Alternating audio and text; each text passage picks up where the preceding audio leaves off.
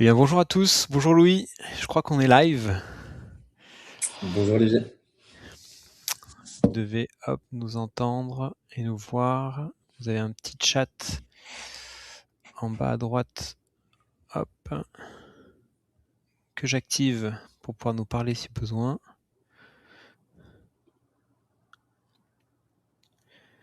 Et on va attendre un petit peu avant de lancer pour que les gens se connectent à la fin. Voilà, Louis, écoute, 12h20, je te propose de commencer et de te présenter. Super, merci beaucoup Olivier. Donc pour me présenter rapidement, Louis Durance, j'ai créé le média Objectif Net Zéro il y a bientôt 3 ans, avec pour but de mettre en avant les initiatives et startups à impact social et environnemental. Et plus récemment, j'ai créé la communauté Zimpact Circle pour mettre en relation tous les acteurs de l'écosystème entrepreneurial à impact. Et donc on organise de temps en temps des webinars pour en savoir plus sur le parcours des entrepreneurs à impact et en savoir plus sur leurs produits, leurs actualités et leurs projets. Et donc, l'idée, c'est de faire ça avec toi, Olivier, pour en savoir plus sur ton parcours, Caravelle, et aussi vos produits et actualités de fin d'année. Donc voilà, si tu veux te présenter en quelques mots ton parcours, ce que tu as fait avant Caravelle et ce qui t'a amené à créer ce projet-là, avec grand plaisir. Ouais, avec plaisir. Merci Louis. Et déjà, on est ravis d'être dans cette sélection d'entrepreneurs à impact. Alors, ce qu'il faut savoir, donc, je suis seul aujourd'hui dans le webinar, mais on est 3 cofondateurs de Caravelle et qui on porte le même message, hein, Hugo et Marie. Pour ma part, ce que j'ai fait avant Caravelle, en fait, dès ma sortie d'études, donc je fais prépa école de commerce, et dès ma sortie d'études, j'ai monté une première boîte dans la digitalisation des contrats. En fait, l'objectif était vraiment d'accompagner les particuliers dans la souscription de leurs contrats à domicile. Donc on s'occupait particulièrement des contrats électricité, gaz, internet, mobile, enfin assurance habitation liés au domicile, et on permettait en fait de bouger tes contrats dès que tu déménageais hyper facilement. Et en fait, c'est en rentrant dans ce secteur-là dès la sortie d'école que je me suis rendu compte que j'ai pris un premier pas dans l'écologie, notamment en promouvant plutôt des contrats d'énergie verte, renouvelable, en allant sourcer les producteurs et les distributeurs qui ont du sens pour nos clients. Ce qui m'a mené à créer d'ailleurs mon mémoire sur les technologies blockchain en lien avec le secteur de l'énergie et notamment des énergies renouvelables, avec tous les concepts de l'autoproduction, de l'autoconsommation et de la revente sur le réseau.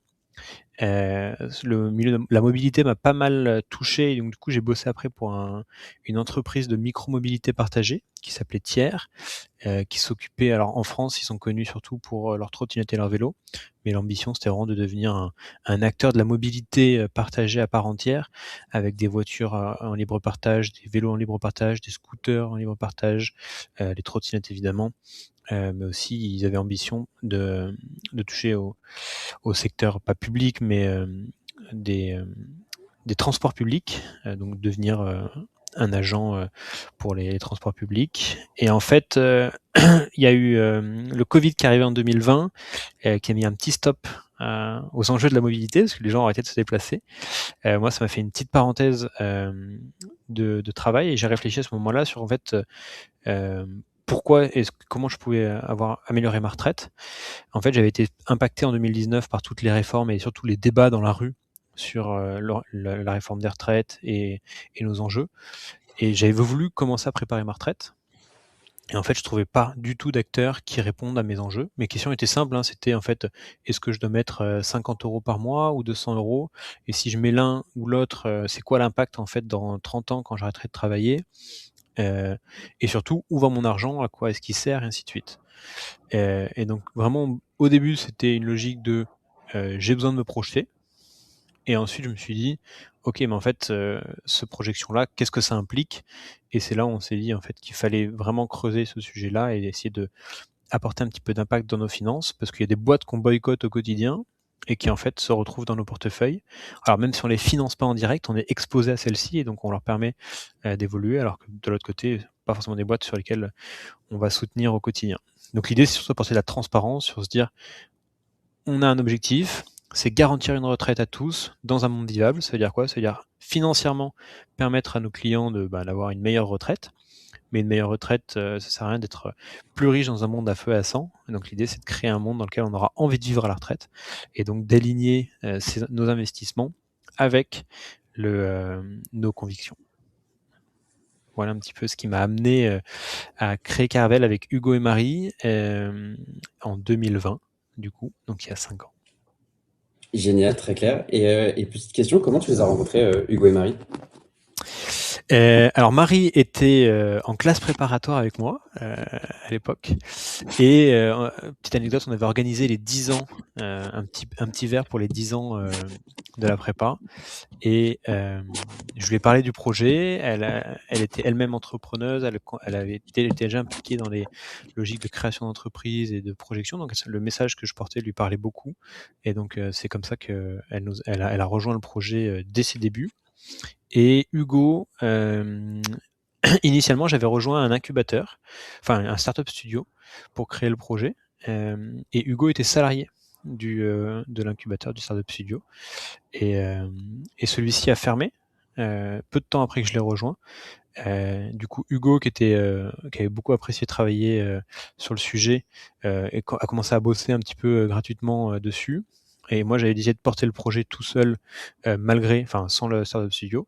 Et au final, en fait, vu qu'il a bossé sur le projet en même temps que moi, voire même parfois avant moi au sein du Startup Studio, et ben du coup, on a décidé de faire force commune.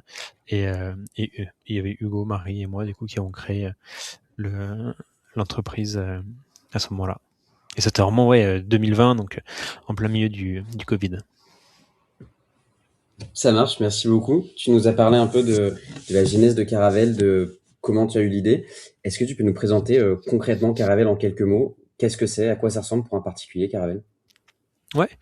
Alors la face visible de Caravelle, c'est des produits d'investissement. C'est une plateforme en ligne d'investissement pour sa retraite qui propose un plan épargne retraite ou une assurance vie bientôt pour investir pour sa retraite.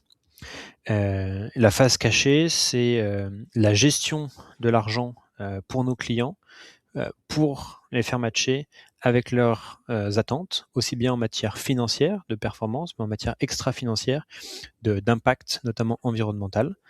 Donc, pour nos clients, qu'est-ce qu'on fait? On crée et on gère des portefeuilles d'investissement qui ont pour objectif d'apporter de la performance à nos clients pour améliorer leur retraite, tout en respectant des convictions et un alignement, notamment à celui des accords de Paris, donc en excluant tout ce qui est énergie fossile, en sélectionnant uniquement des entreprises qui sont alignées, qui respectent le règlement de l'ONU, donc qui exclut les armes chimiques, qui exclut tout un tas de secteurs qu'on considère néfastes, et surtout qui vient en priorité financer des entreprises qui sont engagées dans la transition écologique et dans la réduction de leur empreinte carbone. Donc à titre de comparaison, un portefeuille moyen chez Caravelle versus un portefeuille moyen traditionnel, on a 40% d'émissions carbone en moins sur nos portefeuilles, ce qui nous permet d'économiser à peu près 8 tonnes par an par portefeuille dessus. Alors je crois que le 8 tonnes est, j'ai pas le chiffre exact, il faudrait que je le vérifie, mais c'est ça l'ordre d'idée. Et donc ces portefeuilles-là, ils ont deux logiques pour nous. C'est un, investir durablement l'argent de nos clients, et deux, leur faire fructifier de manière à respecter leurs attentes sur le couple risque-rendement qu'on appelle. Donc le risque, souvent, c'est la volatilité qu'on est prêt à accepter et à tolérer sur notre épargne, et rendement parce qu'on va chercher une performance. Et donc on va aller chercher la meilleure performance pour le risque pris pour nos clients, et on vient gérer ça pour eux, pour que le jour de ils n'aient pas à s'en préoccuper, et eux, ils aient juste à faire l'effort de mettre de côté, et nous, on investit pour eux. Donc voilà, donc in fine, Caravelle, c'est quoi? C'est une plateforme d'investissement qui a pas mal d'outils pédagogiques pour comprendre tout on va dire le monde opaque de la finance, aussi bien des simulateurs sur les frais, des simulateurs sur combien est-ce que je dois investir, si j'investis 30 € par mois à 30 ans, et quel impact sera à 60, des simulateurs de frais aussi, de fiscalité pour savoir est-ce que je dois déduire ou non mes versements, voilà. Et donc, beaucoup de contenu pédagogique pour accompagner nos clients dans la décision d'investissement avec nous, et pour leur faire fructifier, leur permettre d'avoir une meilleure retraite le jour où ils arrêtent de travailler. Ça marche. Hyper intéressant. Tu en as déjà un peu parlé dans ton explication et je suis curieux d'en savoir plus. dans le fait de soutenir des projets à impact social et environnemental. Comment vous avez créé votre méthode? Est-ce qu'il y avait déjà une méthode qui existait? Est-ce que vous avez pris plusieurs méthodes, plusieurs régulations? C'était quoi un peu le cheminement? Et aujourd'hui, ça ressemble à quoi votre suivi d'impact et votre mesure d'impact que vous avez pour les projets que vous soutenez dans vos portefeuilles? Ouais. Alors, il n'y a pas eu de chemin tout tracé. On a avancé vraiment à tâtonnement et notre méthodologie a évolué. Quand on s'est lancé, on n'était pas les plus connaisseurs du sujet et donc on a décidé de faire confiance, en fait, à des tiers indépendants, et notamment les labels. Donc au début, quand on s'est lancé, on a beaucoup utilisé les labels externes indépendants, type le label ISR, type le label Greenfin. Ensuite, il y a eu le règlement SFDR européen, donc il y a un règlement qui permet de classifier les fonds qu'on sélectionne en fonction de leur implication et engagement climatique. Et donc on a migré doucement des labels vers la classification SFDR. Et ensuite, au fur et à mesure où on avançait, on avait une connaissance beaucoup plus approfondie du fonctionnement des labels et ainsi de suite. Et in fine, on a choisi de créer notre propre méthodologie d'investissement avec nos propres règles sur par contre la base d'éléments tangibles et vérifiables sur des partenaires externes. Donc aujourd'hui, on a créé notre propre méthodologie qui se veut suivre les accords de Paris et qui se base sur deux fondamentaux principaux. Le premier fondamental, c'est l'impact carbone, donc l'empreinte carbone de nos portefeuilles. Donc on va venir mesurer, en fait on utilise un fournisseur de données externe qui est Morningstar et via la recherche du MSCI ESG Research Center qui permet en fait au sein de chaque entreprise de calculer les émissions carbone de chaque entreprise, les benchmarker, enfin les comparer par rapport à leurs comparables, aux entreprises comparables du secteur, et voir si elles se positionnent bien ou moins bien à ce niveau-là. Voir également leurs engagements. Est-ce qu'elles ont un engagement de réduction à 1 an, 5 ans, 10 ans dessus? Est-ce qu'elles ont un engagement elles-mêmes de viser les accords de Paris? Donc une fois qu'on a cette donnée au niveau entreprise, elle est agrégée au niveau fonds. Donc si un fonds a 100 entreprises, bon, on peut en fait connaître l'empreinte carbone pour ce fonds-là au total.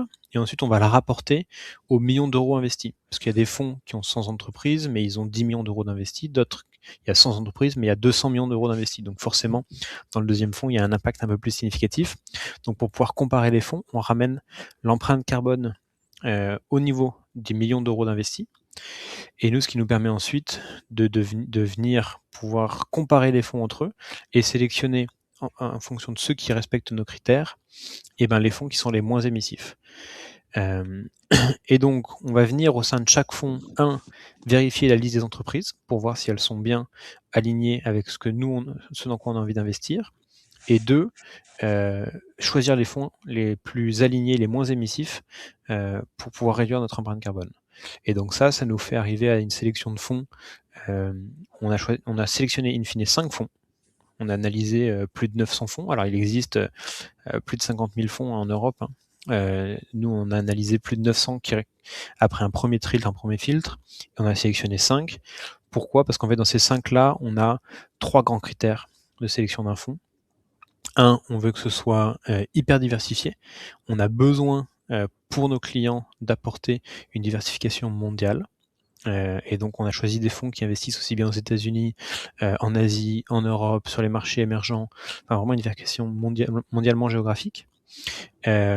Ensuite des fonds qui répondent à une diversification dans le secteur dans les classes d'actifs, donc des fonds actions, des fonds obligations, des fonds monétaires, pour vraiment répondre à la résilience des différents marchés et des différentes classes d'actifs.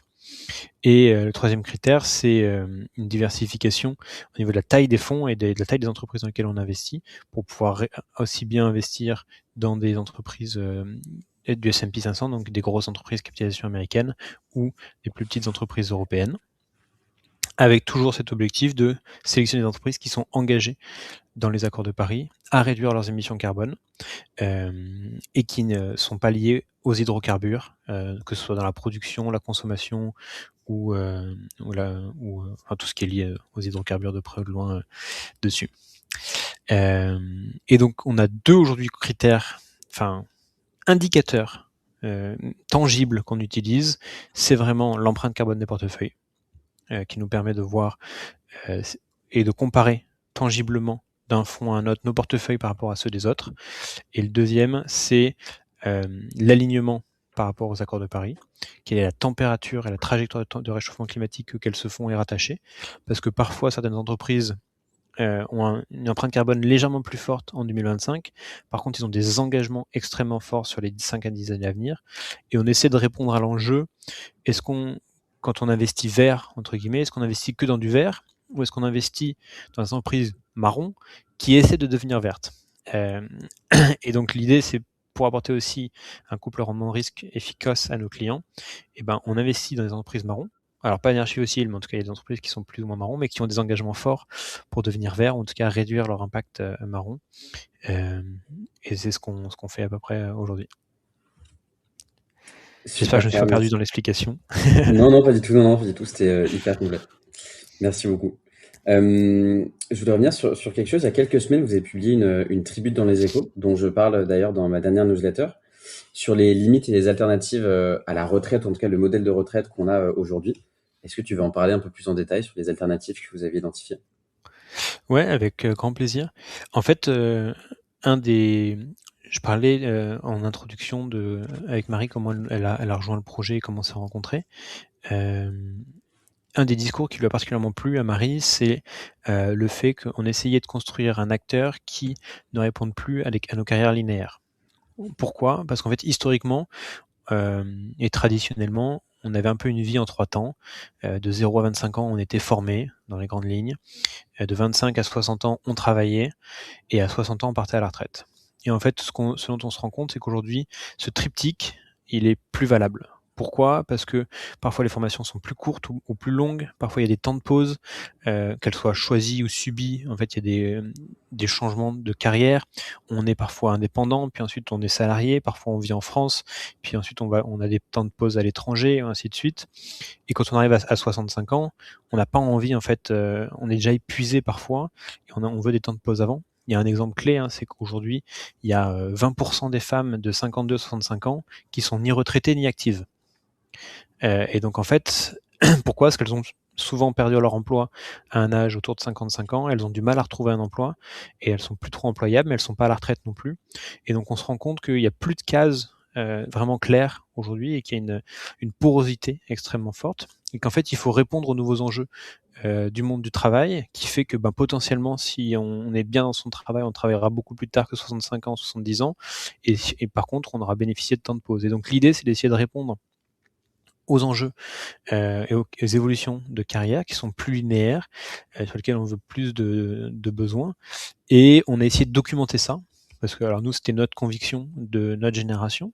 Il y avait Gaspard Koenig qui avait écrit une tribune dans les Échos il y a 4-5 ans qui disait « Je suis trentenaire, je veux partir à la retraite ». Parce que oui, il y a un petit peu cette quête de sens, on va dire, de notre génération qui fait que on a une autre attente, d'autres attentes que la génération de nos parents. Mais il fallait un petit peu conceptualiser ça pour apporter du crédit à ce qu'on fait. Et en fait, on s'est rendu compte qu'il y avait beaucoup de chercheurs, philosophes qui réfléchissaient à ces questions-là et avec des pistes tangibles pour pouvoir apporter des solutions. Donc il y a certains acteurs qui pensent, notamment je pense à Pascal Bruckner qui en parlait, qui pour lui en fait la retraite est une fabrique de la vieillesse. Donc il considère qu'en fait le jour où on part à la retraite, il y a une décadence parce qu'il y a moins de sociabilisation, il y a moins de travail, il y a moins de fonctionnement. Et donc en fait il faut repenser ça, notamment avec les seniors, enfin les retraités, qui sont très actifs dans les associations. Donc en fait, c'est une forme de travail aussi, mais qui est non rémunérée. Et donc, et même pour la garde des petits enfants, il y a tout un enjeu aujourd'hui autour de ce cercle transgénérationnel qui existe. Et donc, qu'est-ce qu'on peut faire? Et donc, il y a des revenus de longévité. Donc l'idée, c'est de dire, quelle que soit en fait sa forme de travail, on verse une forme de revenu. Il y a le système de revenu universel qui veut être versé dès 18 ans pour essayer de contrebalancer. Mais il y a aussi cette logique d'essayer de fusionner les cotisations en retraite avec les cotisations chômage, qui est plus en fait du chômage et de la retraite, mais que ce soit considéré comme un temps de pause global avec une forme de points qu'on puisse obtenir et qui soit avancé, etc. Et donc il y a toutes ces idées-là qui existent, dont on parle et qui sont hyper intéressantes à regarder pour essayer de repenser notre modèle, repenser aussi cette comment dire cette usure parfois qu'on a face au monde du travail, qui est très demandant et qui, pour certains, sont à bout. Donc, voilà un peu les pistes qu'on essaie de réfléchir pour nous-mêmes en tant qu'entreprise, si on ne peut pas changer le modèle, contribuer à apporter une autre vision pour pouvoir répondre aux enjeux de notre société. Super intéressant. Merci beaucoup. Dernière question de mon côté. Après, je te laisserai parler plus en détail de votre PER et assurance vie. Il y a quelques mois, enfin, j'ai pas la date exacte, mais vous avez rejoint le groupe espagnol Indexa Capital. Quelle était l'ambition en les rejoignant et qu'est-ce que ça change pour Caravel? Ouais. Et c'était en mars 2024, donc il y a 1 an et demi déjà, un peu Ok. plus. Donc le groupe qui s'appelle Indexa Capital Group, qui est un gestionnaire de patrimoine. Donc eux, ils sont spécialisés dans la gestion de portefeuille. Donc ce que je disais tout à l'heure, la création de portefeuille, la création et la gestion des portefeuilles. Eux, c'est vraiment leur spécialité. Donc c'est un gestionnaire en ligne et on s'est retrouvé sur beaucoup de valeurs avec eux, notamment d'un point de vue social. Une intégrité de travail, l'intérêt du client, la création de valeur pour le client final. Nous, c'est vraiment ce qu'on recherchait. Et donc, on est venu en les rejoignant rechercher une expertise et une expérience dans cette gestion de portefeuille qui nous manquait peut-être un peu par le passé. Et donc qui apporte une vraie crédibilité et une vraie force en fait à notre modèle, parce que c'est plus seulement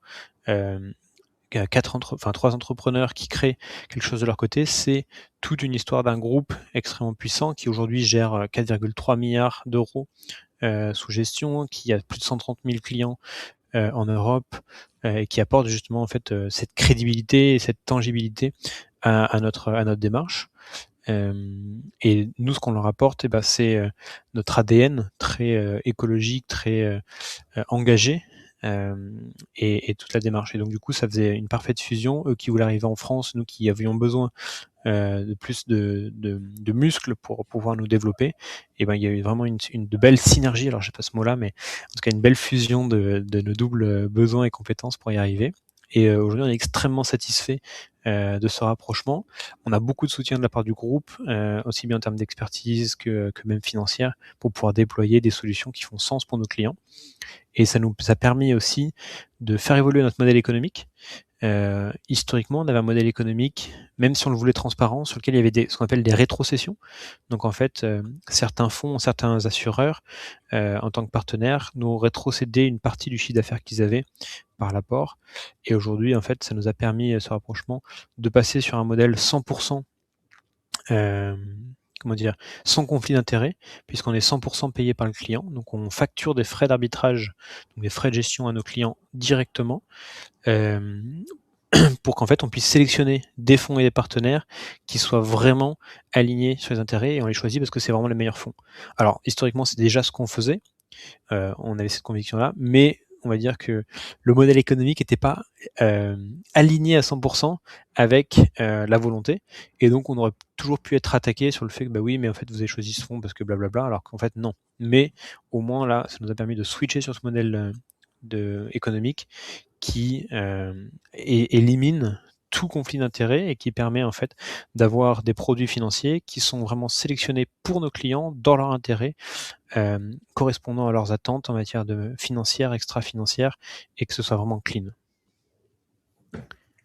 Ça marche, très clair. Mais écoute, je vais te laisser si tu veux parler plus en détail de vos produits et après il y aura un peu de temps pour des questions. Donc si tu veux y aller, si tu avais préparé quelque chose, je t'en prie. Ouais, avec plaisir.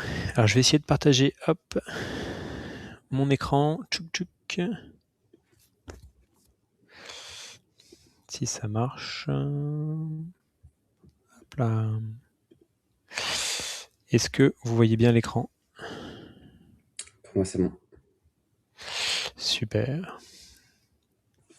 Alors, l'idée, c'était de pouvoir répondre à toutes les questions sur le PER et l'assurance vie. J'en ai rapidement parlé tout à l'heure parce qu'en fait, on a un gros sujet, c'est qu'on a une perte de revenus en moyenne de 60% à la retraite et qu'on a un besoin de financer. Ce financement-là, il peut passer par plein de formes. Et vraiment, nous, ce qu'on recommande pour nos clients, c'est de mettre en place des versements, et enfin d'investir. Il n'y a pas d'autre meilleure alternative que l'investissement sur le long terme, parce qu'il y a un coût de ne pas investir, et ce coût-là, on ne s'en rend pas compte parce qu'on ne le paye pas directement, mais il est énorme. Euh, je vous ai déjà présenté Caravelle, je ne vais pas revenir dessus. Je vais présenter plutôt les produits qu'on propose, et notamment le PER, je vais me concentrer dessus parce qu'on propose également une assurance vie, mais qui sera disponible qu'en janvier. Alors que là, le PER, il y a un vrai enjeu pour vous, parce que il y a un avantage fiscal à verser sur le PER, je vais y revenir, et cet avantage fiscal en 2025 qui se termine le 19 décembre. Donc si vous voulez souscrire sur le PER en 2025 pour bénéficier de la réduction d'impôt, il faut le faire avant le 19 décembre. Donc je vais me concentrer là-dessus aujourd'hui. Donc le PER, c'est un produit réglementé. Donc c'est le plan épargne retraite. Ça a été créé en 2019 par la loi Pacte. Et c'est une enveloppe fiscale. Donc ce qu'on appelle une enveloppe fiscale, c'est en fait un produit qui permet d'investir dans plein de choses. Quand vous investissez dans un PER, vous choisissez pas un investissement. En fait, vous choisissez une enveloppe au sein de laquelle vous pouvez faire plein d'investissements. Au sein d'un PER, on peut investir dans de l'immobilier, dans des actions, dans des obligations, dans du fonds euro, dans plein de choses. Et ce qu'il faut savoir, c'est que le PER n'a pas une performance, c'est votre investissement au sein du PER qui a une performance. Et ça, souvent, il y a un amalgame qu'on constate auprès de nos clients qui se disent moi, mon PER chez Intel, il a 3% de performance.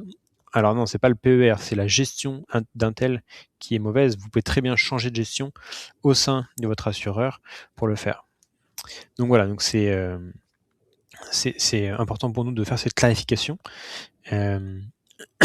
Donc ce qui veut dire que vous pouvez avoir un niveau de risque variable au sein d'un PER et donc des niveaux de performance variables. Ce PER, il a deux avantages. Le premier, c'est l'univers d'investissement. Le deuxième, c'est la fiscalité, parce qu'en fait, tout ce que vous versez, tous les versements que vous faites sur un PER peuvent venir en réduction de votre revenu imposable. Je vais revenir dessus sur le fonctionnement. Et le deuxième avantage, c'est que le PER est transférable. Donc si jamais vous n'êtes pas satisfait d'un PER, vous pouvez le transférer chez un autre fournisseur, très simplement, sur simple demande. Les points d'attention du PER, il en existe et il faut faire attention, c'est que c'est un produit d'investissement qui est bloqué, ce qu'on appelle un produit tunnel. En fait, vous investissez, vous bénéficiez d'avantages fiscaux, certes, mais vous ne pouvez pas débloquer votre argent jusqu'à votre retraite. Il existe des cas de déblocage, mais ils sont extrêmement encadrés et on ne vous recommande pas de le faire, parce que fiscalement, ce ne sera pas intéressant pour vous d'y aller. L'avantage du PER également, c'est que ça peut être une enveloppe fiscale sur laquelle on peut faire des versements à titre professionnel. Donc tous les travailleurs non salariés peuvent faire des versements sur le PER depuis leur société. Et ça, c'est intéressant parce que du coup, les versements vont être déductibles de leurs bénéfices imposables. Et donc les plafonds sont supérieurs et leur rendement va être beaucoup plus intéressant si vous êtes travailleur non salarié, TNS, de faire vos versements depuis votre compte de la société. Ce qu'il faut savoir, c'est que l'avantage fiscal que offre le PER, c'est pas un avantage fiscal, c'est un report fiscal. C'est-à-dire que tous les impôts que vous payez pas aujourd'hui sur les versements, vous les paierez à la sortie, au moment où vous débloquerez. Ça reste très intéressant pour deux raisons. La première raison, c'est qu'en fait, vous avez un gain d'épargne extrêmement important au versement. C'est-à-dire que si jamais vous versez 1 000 € sur votre PER, dans la majorité des cas, vous avez 300 € d'économie d'impôt. Donc votre effort d'épargne réel, il est que de 700 €. Mais il y a 1 000 € qui sont investis. Et ces 1 000 € là, ils vont se capitaliser. Et le jour où vous partirez à la retraite, ils vaudront peut-être 20 000 €. Alors, j'extrapole un petit peu et il faut faire des simulations pour les 20 000 €, mais ça veut dire qu'en fait, votre effort d'épargne est réduit, mais l'investissement est plus important. Et le temps vous permettra de capitaliser, de générer des intérêts et de faire grossir la boule de neige qui grossira. Et donc ça, c'est assez important. Et donc la fiscalité, vous la paierez à la sortie, mais en ayant bénéficié des intérêts composés sur les 10, 15, 20 ans de votre horizon d'investissement. Quand on parle d'impact, c'est un peu le sujet de la discussion aujourd'hui. Ce qui est important, c'est que ce n'est pas l'enveloppe fiscale, le PER, qui a un impact, c'est les fonds que vous choisissez au sein de votre PER. Ça veut dire que vous pouvez très bien avoir, deux clients peuvent avoir le même PER, mais s'ils n'ont pas les mêmes investissements au sein du PER, ils auront deux impacts différents. Donc c'est les fonds qui sont sélectionnés qui sont durables, et c'est ça que nous on vient vérifier chez Caravelle. On vient voir quel est l'impact de nos fonds et comment est-ce qu'on peut les choisir et mieux les choisir et réduire leur impact. Il existe plein de critères de durabilité. Nous, on a choisi chez Carvel de se concentrer sur les critères environnementaux. Pourquoi ? Parce que quand on a besoin d'avoir de l'impact et créer un produit qui soit diversifié, résilient, eh bien, il faut pouvoir avoir une large gamme d'investissements. Et si on est au maximum sur tous les critères d'impact, eh bien, malheureusement, le nombre de nos investissements est extrêmement réduit et on ne peut pas apporter la sécurité d'investissement pour nos clients dont ils ont besoin. Donc, on se concentre sur l'environnement, qui est un élément clé pour nous et c'est ce qui a le plus de sens aussi dans nos convictions. Donc souvent les questions qu'on nous pose, c'est pourquoi en fait commencer en 2025 à investir. La première raison, c'est le côté fiscal du PER, parce que je vais revenir dessus, mais l'intérêt fiscal est hyper important. La deuxième raison, c'est prendre acte. C'est en fait quand vous commencez à épargner, le coût de ne pas investir est trop fort.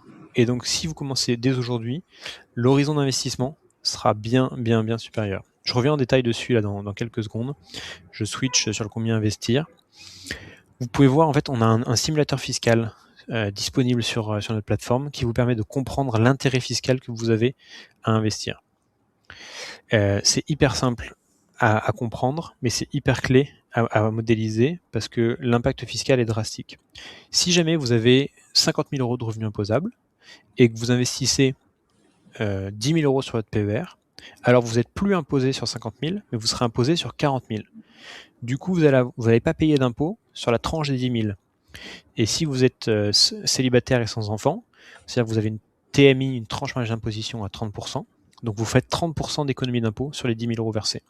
Donc pour 10 000 euros versés sur un PER, dans cette disposition, vous économiserez 3 000 euros d'impôt. C'est drastique, et ces 3 000 euros d'impôt, ils seront pourtant bien investis pour votre PER.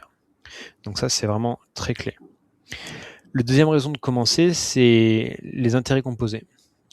On a mis 2 simulations rapidement pour voir l'impact que ça a de commencer à 32 ans ou à 42 ans.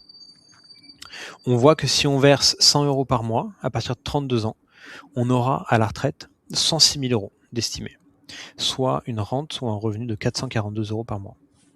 Si on fait le même effort 10 ans après, donc à 42 ans, on voit que le capital à la retraite a été divisé par 2.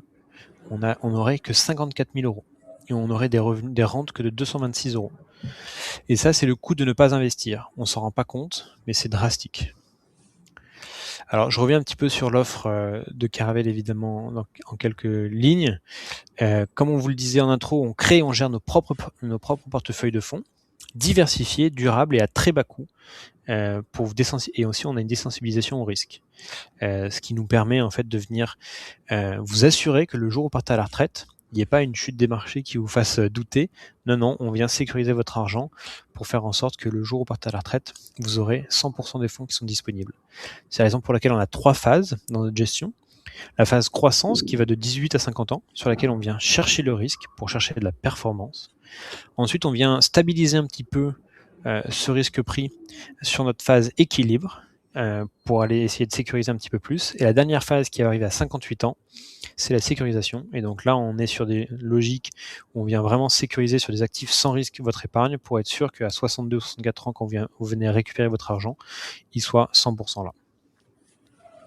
Sur l'impact, j'en ai pas mal parlé, je vais pas revenir dessus. Aligné accord de Paris, sous les 2 degrés réalité, recherche de réduire notre impact carbone et les empreintes carbone, excluant tous les secteurs des énergies fossiles et les secteurs néfastes, dans un objectif très simple, c'est financer sainement notre futur et surtout apporter de la transparence. Donc si vous le souhaitez, on a une liste des entreprises dans lesquelles on investit, la liste des fonds, on a pas mal de dossiers. Je le présente très succinctement ici, sur par exemple notre portefeuille croissance, avec les tonnes de CO2 évitées par million d'euros investis sur notre portefeuille par rapport à un portefeuille traditionnel, la note financière de notre portefeuille, la note climat de notre portefeuille, la température estimée de la trajectoire de notre portefeuille, les secteurs qu'on finance, ainsi de suite. En termes de performance, c'est souvent une des questions aussi clés de nos clients, donc je vous les ai présentés ici. En 5 ans, on a fait en performance historique 82% pour nos clients en profil croissance historique. C'est issu de backtest, ces données-là. Donc c'est pas les performances réelles de nos clients parce que les points d'entrée sont du 1er janvier au 31/12, donc il y a des petites lignes, mais c'est les études backtest de nos clients. Profil équilibre 52% et profil sécurisation 21%. J'avais rappelé ici rapidement les bons réflexes pour investir. C'est hyper important d'avoir aussi une approche extrêmement structurée quand on commence à investir. La première, c'est d'avoir une épargne de précaution, un matelas de sécurité, au moins 6 mois de dépenses sur un livret A ou quelque chose de ce type-là. Avoir en tête les gros projets d'investissement. Est-ce qu'on va devoir acheter une résidence principale d'ici quelques années, ou financer les études de nos enfants, ou avoir une grosse dépense comme ça qu'on peut anticiper. Investir régulièrement. Hyper clé. C'est la clé du succès, c'est la régularité de l'investissement. On recommande 3 à 8% de ses revenus mensuels pour la retraite, maximum 15% sur un PER de votre patrimoine financier global. Et sur la partie fiscalité, vous avez un plafond fiscal annuel que vous pouvez employer et on vous recommande de l'utiliser à fond. Voilà un petit peu, j'ai été succinctement Louis pour en parler rapidement. Si vous avez des questions, vous me dites dessus. On est ravis de pouvoir y répondre. Merci beaucoup, Olivier. En tout cas, moi, je vais mettre dans le chat, je remets le simulateur que je trouvais hyper intéressant, qui est très pratique pour se projeter, pour faire différentes simulations. Donc voilà, je le mets, il est sur la plateforme, sur le site Caravelle, et je le remets dans le chat. Parfait. Si vous avez des questions, il y a le chat qui est disponible. On a encore quelques minutes ensemble, donc avec grand plaisir pour répondre à vos questions. Vous nous dites. Et s'il n'y a pas de questions, on va clôturer là, sauf si toi, Louis, tu avais des petits éléments sur lesquels tu voulais revenir ou.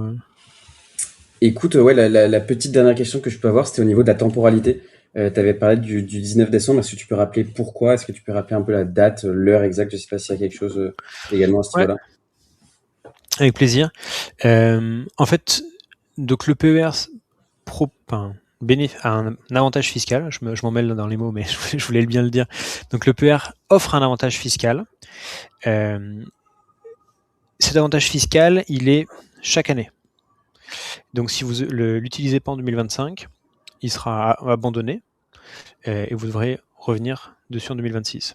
Et donc pour en bénéficier en 2025, il faut faire une souscription d'un PER avant le 19 décembre à 17h. Et vous avez deux avantages. Un, en souscrivant avant le 19 décembre, vous pouvez réduire vos impôts de cette année.